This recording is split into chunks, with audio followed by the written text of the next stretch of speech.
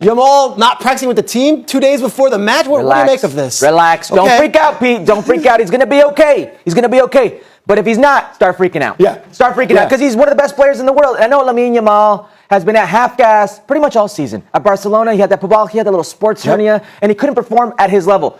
And then when he did, he was the best player on the field. Every single moment.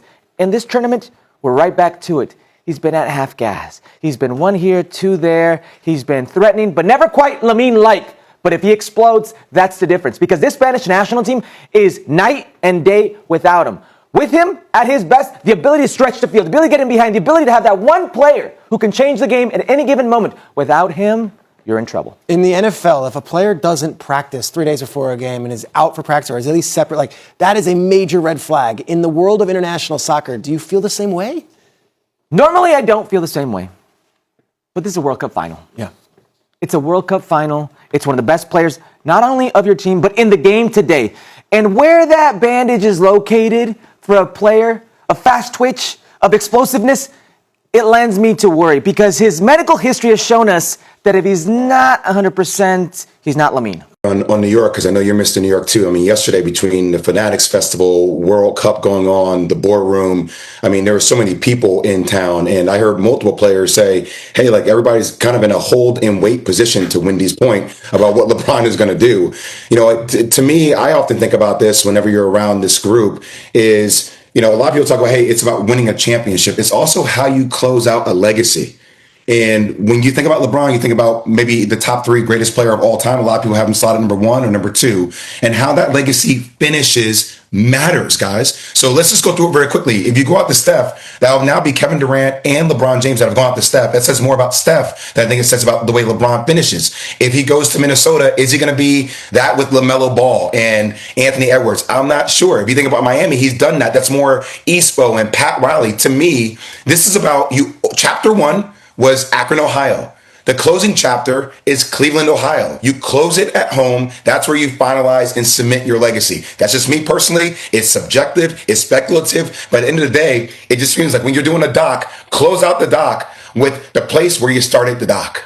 Here's what they're hoping. They have massive upgrades along their defensive line. And what we've known throughout history of the National Football League, when you have a really good defensive line, they make up for the deficiency in your secondary. That's what they're banking on. They have a ton of draft picks that they thought they were going to hit on. Those guys have not panned out. They have not developed as players. But they brought in some guys along that defensive line. Dexter Lawrence, he's a pretty good damn player. Bouye Mafe, who won a Super Bowl last year with the Seattle Seahawks. So they are going to be better. It's all about, in my opinion, can Joe Burrow stay healthy for 17 games and lead them to a playoff berth? Because I would argue that maybe the Pittsburgh Steelers and Mike Tomlin know him a little bit more than the Dallas Cowboys because they've seen him over a longer period of time. And what George Pickens has to prove is that what they saw last year is the new George Pickens. And he can do that by duplicating what he did last year, both on the field when he's getting the ball. Can he do it twice? Also, how he plays consistently with effort away from getting the ball in the moments where he's not the guy or that CD is in the lineup or he's the number 1 guy. And then beyond that, as he continues, whether in Dallas or somewhere else, can he prove that he can do it without a solidified number 2 and prove that he's going to do it after he makes 9 figures? Now, I know you get on a podcast and all athletes would have you to believe $100 million is not that much money, but I promise you, it is. And once he gets it, can he still be the exact same player and continue to improve upon what he's shown in Dallas?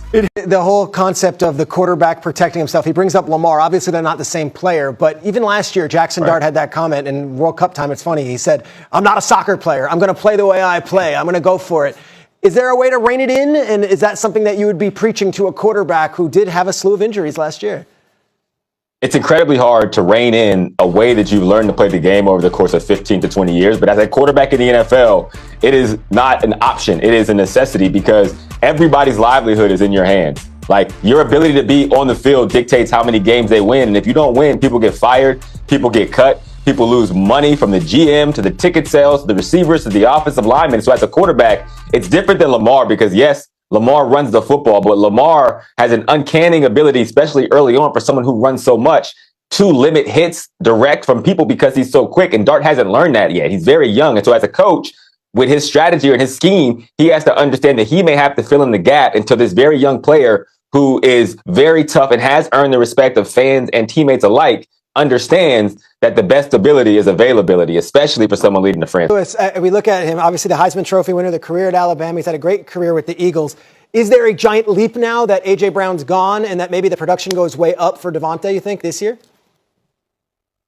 No question about it. Again, Hembo, he's the very best. When you think about this logically, and you think, look, the number of targets and number of opportunities, you think that it's just going to automatically spike. Well, when you look at his production going back to 22, when A.J. Brown was there, and when A.J. Brown wasn't on the football field, look, Devontae, if you project that out over 17 games, you're looking at over 100 targets, about 105, 106 receptions, about 1,300 yards. That's what I would expect from him this year.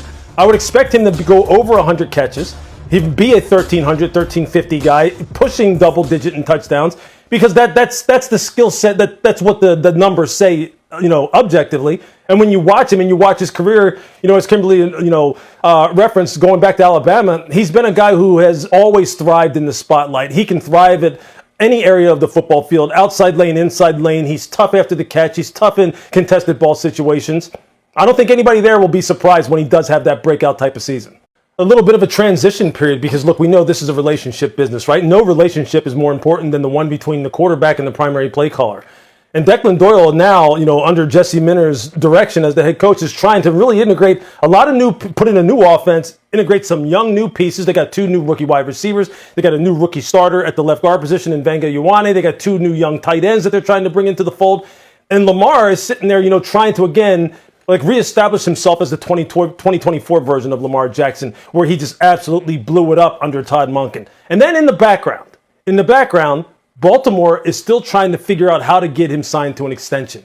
Because in 2027, that cap number that Lamar has on his contract is the second biggest in the NFL, only behind Patrick Mahomes at $84 million. He's $34 million this year, $84 million next year. Mahomes is at $90, which is just kind of mind blowing.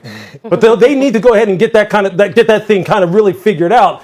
And obviously, there's been a lot of talk about them trying to go ahead and kind of start this process rolling along. You don't know how that's going to affect Lamar and his mindset heading into this season. A lot of moving parts. Temper the expectations early on in the season. You look at it internationally.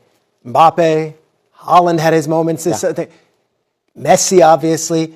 Can you now put Jude Bellingham in that conversation as far as international superstars on the biggest stage? Today, yes, absolutely, because he's playing that way in this tournament. Obviously, context matters, history matters. He's only 23 years of age, guys. He's already got 7 World Cup goals. Harry Kane has 6 in this tournament. He's got the most non-penalty kick goals, Jude Bellingham. And they're massive goals in Estadio Azteca. There are a lot of people, as good as England is, that thought that game was for Mexico. And he said, hold up, I am here, 2 goals. And then you go to the next game against Norway, 2 goals again. And they're not just the goals. It's his box-to-box movement. It's the way he transmits, and his play is so contagious for the rest and gets everybody going. He is the best central midfielder right now. I'm sure Rodri would like a word. Yeah. Rodri would like a massive word. But if you look at his impact, both phases of the game, there aren't too many players like him. This has been a highlight on the baseball calendar since 1933. What do you make of the state of the All-Star game and the entire experience now that we're looking at it from the rear view?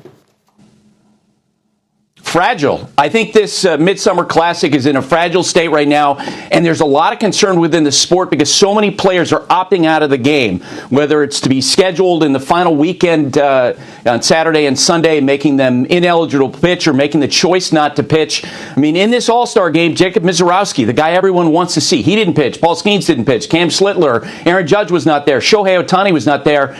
At Citizens Bank Park last night, a third of the stands had cleared out by the 8th inning. That is a concern for baseball to address as you move forward. How about the way Dallas has approached this Pickens deal? What's your reaction to that?